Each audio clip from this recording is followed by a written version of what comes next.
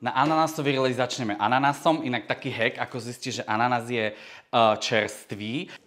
Vidíš, že vlastne takto vytrhneš ten lístok, keď ti to ide, že moc, tak je úplne že prezrelý a keď ti to ide tak trošku ťažšie, tak je OK.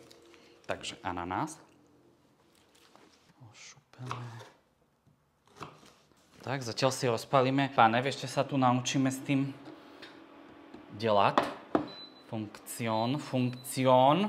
Dáme na 1000, neviem, čo to znamená. Asi na 1000 voltov.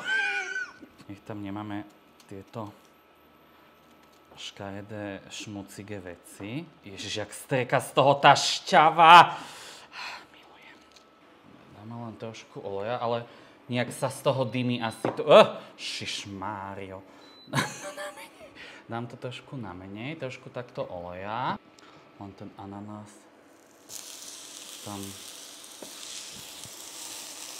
trošku ho necháme opiec, on tak zmekne a pustí viacej tú šťavu.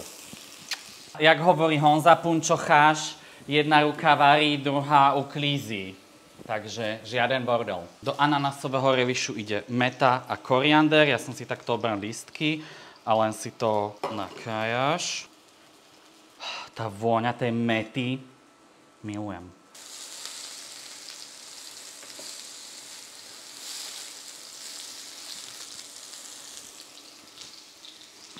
Môžeme pridať ešte trošku oleja.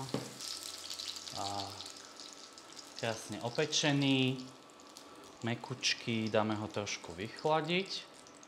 A tento stred tam nedávame, lebo však to je tvrdé v ananáse. Ale to už všetci viete.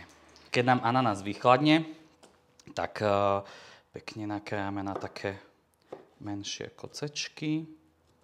Ten ananás je kyselkavý a ono sa to vlastne k tej rybe hodí. Takže tá voľba bola jasná. Trolinku soli, čili. Môžeš dať, ja mám takéto v mlynčeku, alebo môžeš dať kľudne aj čerstvé. Trošku trstinového cukru. Naše nasekané bylinky. Tých tam musí byť hodne, hej. Pekne to zakapneš limetou.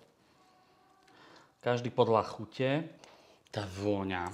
Toto je inak brutál. A vidíš, aké to je krásne, aj zelené, tých byliniek tam fakt musí byť veľa. A ešte trošku limety a to má väčší chute. Ešte tam môžeme dať trošku toho cukru. A určite by som ešte pridal čili trochu. Hotovo. Ideme na domácu majonézu. Takže horčica, dižonská je najlepšia. Ja ju robím takú kyselkavú, lebo sa mi hodí proste k tej rybe. Proste to kyselé patrí. Vajíčko. Trošku soli. Šľahám tyčovým mixerom, môžeš to aj metličkovým, to je jedno, alebo metličkou. A vlastne ja si najskôr takto tam prejdem to vajko. Tak, a teraz postupne pomalým prúdom prilievaš olej, až kým ti pekne tá majonéza stuhne. Tak, krásna.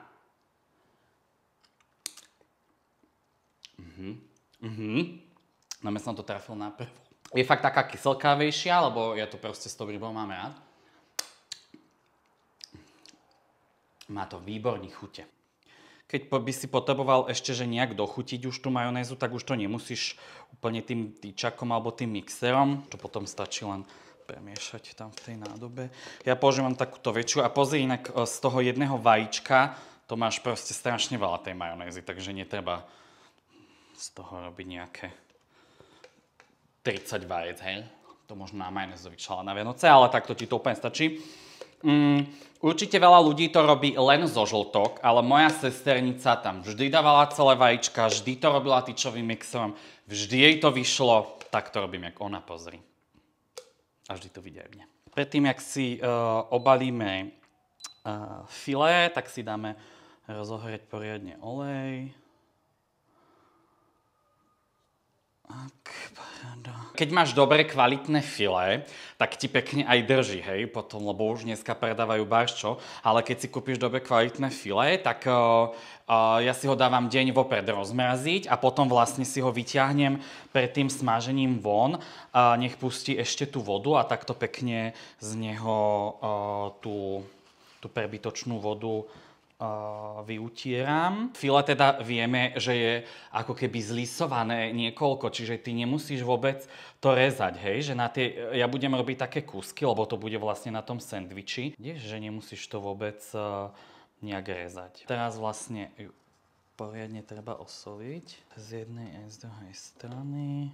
Klasika, trojobal, múka, vajíčka s mliekom, troškou soli a teda pánkostrúhanka a ja som použil aj kukuričnú a bude to také viacej kšupavé. Správny kuchár má mať jednu ruku suchú a jednu mokrú, takže s jednou rukou robíš v múke, tak, s druhou teda vo vajíčku a zase s tou prvou do tej strúhanky. Tak, keď máme rybičku obalenú, ak olej krásne rozohriatý, ako môžeme vidieť, tak môžeme smažiť naše filé. Hej, to je zvuk. Milujem vysmažať. Ryba sa nemusí nejak extrémne dlho smažiť, pretože je krehká. Krásne, pozri. Dozlatová.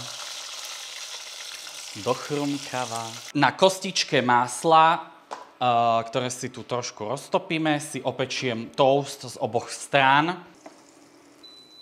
Jemine tieto indukcie moderné. Tak a opečieme tam chlebík. Aha, pozri, to je barvička. Tak. A takto si chrumkavý, keď mi dáš odber nie len na YouTube, ale aj na Instagram, na Facebooku alebo na TikToku. Máme, počkaj, dám to tu dymy, ale je to úplne v pohode, akurát som to tu... No pozri, krása. A to maslo. Milujem. Ja milujem jedlo. Ja milujem jedlo a jedlo miluje mňa. Toastík krásne opečený. Tak to máme majonézku. Tak jej tam, nebojíme sa.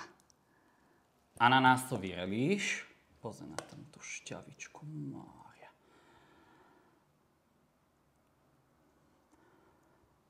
Tomu říkam Benjamina. Naše kšupavé filé.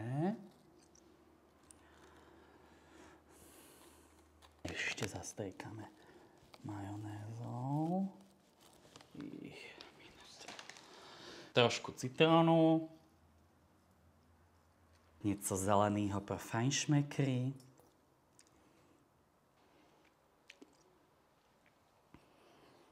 Vonia to brutálne dobre. A tá chuť, o tej sa ani nebavíme.